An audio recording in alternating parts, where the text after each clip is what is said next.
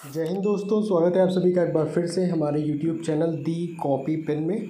तो हम लोग बात कर रहे थे राजपूत राजवंशों की उत्पत्ति, और गुर्जर प्रतिहार वंश भी कल के वीडियो में हो गया था, गहड़वाल राठौर राजवंश भी हो गया था, ठीक, चौहान वंश भी हो गया था। इसके बाद परमार वंश तक हम लोगों ने पढ़ लिया था। तो आज हम लोग पढ़ेंगे चंदेल वंश के बारे में, ठीक। जो भी इम्पोर्टेंट पॉइंट्स हैं इस वंश से रिलेटेड सारा कुछ कवर हो जाएगा। तो प्रतिहार साम्राज्य के पतन के बाद बुंदेलखंड की भूमि पर चंदेल वंश का स्वतंत्र राजनीतिक इतिहास प्रारंभ हुआ, ठीक। और बुंदेलखंड का प्राचीन नाम जेजाक भुक्ति है, याद कर सकते हैं आप लोग। और चंदेल वंश का संस्थापक कौन था? नन्नुक था। इसकी राजधानी खजुराहो थी। प्रारंभ में इसकी राजधानी कालिंजर मतलब महोबा में जो पड़ता है थी। राजा धंग ने अपनी राजधानी कालिंजर से खजुराहो में स्थानांतरित की थी। अगले पॉइंट की बात करें तो चंदेल वंश का प्रथम स्वतंत्र एवं सबसे प्रतापी राजा यशोवर्मन था, ठीक। कौन था? यशोवर्मन। इसके बाद यशोवर्मन ने कन्नौज पर आक्रमण कर प्रतिहार राजा देवपाल को हराया। उसने एक विष्णु की प्रतिमा प्राप्त की जिसे उसने खजुराहो के विष्णु मंदिर में स्थापित की, ठीक। तो अगर क्वेश्चन आ जाए कि खजुराहो के मंदिर में किस देवता की मूर्ति है, तो विष्णु की मूर्ति है, जहाँ से स्पष्ट है।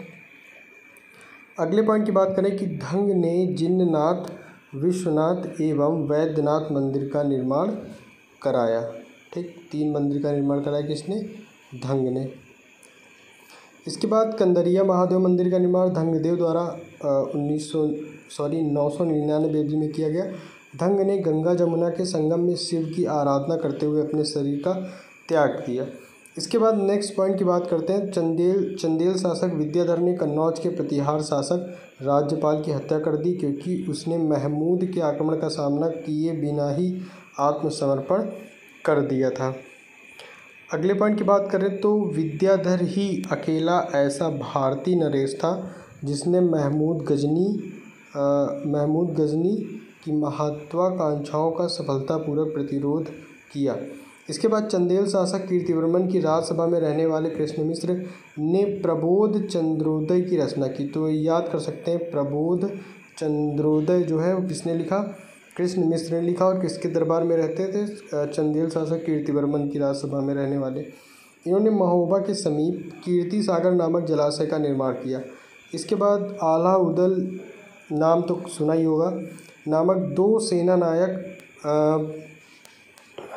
परमर्द देव के दरबार में रहते थे, और जिन्होंने पृथ्वीराज चौहान के साथ युद्ध करते हुए अपनी जान गंवाई थी।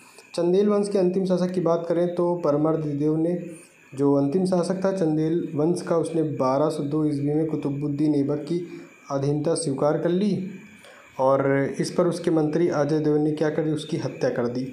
तो चंदेल वंश से रिलेटेड जितने भी इम्पोर्टेंट पॉइंट्स हम लोगों ने डिस्कस किए हैं आप लोग याद कर सकते हैं।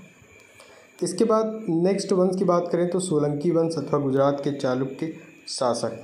तो सोलंकी वंश का शासक मूलराज प्रथम था। इसकी राजधानी अनहिलवाड़ थी। मूलराज प्रथम शैव धर्म का अनुयायी था। भीम प्रथम के शासनकाल में महमूद गजनी ने सोमनाथ के मंदिर पर आक्रमण किया था, और भीम प्रथम के सामंत विमल ने आबू पर्वत पर दिलवाड़ा का प्रसिद्ध जैन मंदिर बनवाया। इम्पोर्टेंट पॉइंट है। इसके बाद सोलंकी वंश का प्रथम शक्तिशाली जो शासक हुआ वो कौन था? जयसिंह सिद्धराज था। और प्रसिद्ध जैन विद्वान जो हेमचंद्र जयसिंह सिद्धराज के दरबार में रहता था। कौन? हेमचंद्र। माउंट आबू पर्वत जो राजस्थान में है पर एक मंडप बनाकर जयसिंह सिद्धराज ने अपने 7 पूर्वजों की गजारोही मूर्तियों की स्थापना की। इसके बाद एक इम्पॉर्टेंट पॉइंट कि मोढेरा के सूर्य मंदिर का निर्माण किसने कराया? सोलंकी राजाओं के शासनकाल में हुआ, ठीक। और सिद्धपुर में रुद्र महाकाल के मंदिर का निर्माण जयसिंह सिद्धराज ने किया था। अगला पॉइंट है कि सोलंकी शासक कुमारपाल जैन मतानुयायी था। वह जैन धर्म के अंतिम राजकीय प्रवर्तक के रूप में प्रसिद्ध है। और सोलंकी वंश का अंतिम शासक कौन था? भीम द्वितीय था। सोलंकी वंश का अंतिम शासक भीम द्वितीय था। इसके बाद भीम द्वितीय के एकमात्र सामंत लवण प्रसाद ने गुजरात में बघेल वंश की स्थापना की, और बघेल वंश का कर्ण द्वितीय गुजरात का अंतिम हिंदू शासक था। उसने अलाउद्दीन खिलजी की सेनाओं का मुकाबला किया था। तो यहाँ पर सोलंकी वंश की भी बात हो गई। जो भी इम्पोर्टेंट पॉइंट्स हैं उनको आप लोगों ने देखा। इसके बाद कलचुरी चेदी राजवंश के बारे में भी बात कर लेते हैं।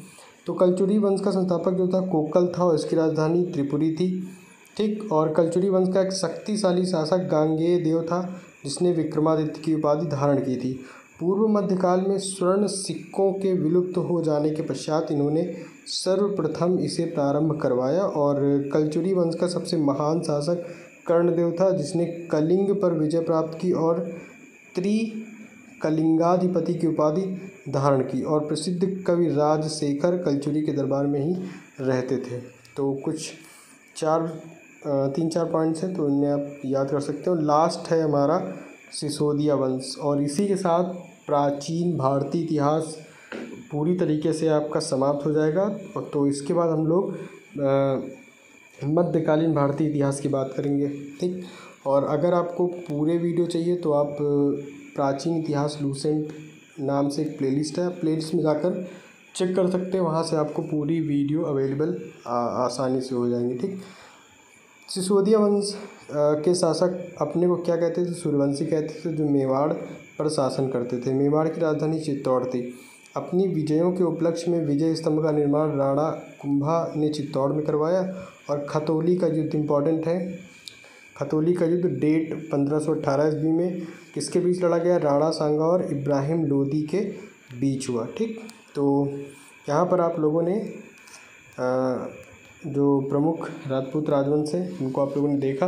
और इसी के साथ आज का वीडियो भी समाप्त होता है। और ये जो हम प्राचीन भारतीय इतिहास के एक एक टॉपिक लेकर एक श्रृंखला वाइज पढ़ रहे थे, ये भी यहाँ पे पूरी तरीके से समाप्त होता है, ठीक। तो सब कुछ कवर हो चुका है। बस आप लोग प्लेलिस्ट पर जाकर चेक करिए और अपने दोस्तों को भी शेयर करिए। और वीडियो में अंत तक बने रहने के लिए आपका बहुत बहुत धन्यवाद। मिलते हैं हम लोग अपने अगले वीडियो में एक नई श्रृंखला के साथ, मध्यकालीन भारतीय इतिहास।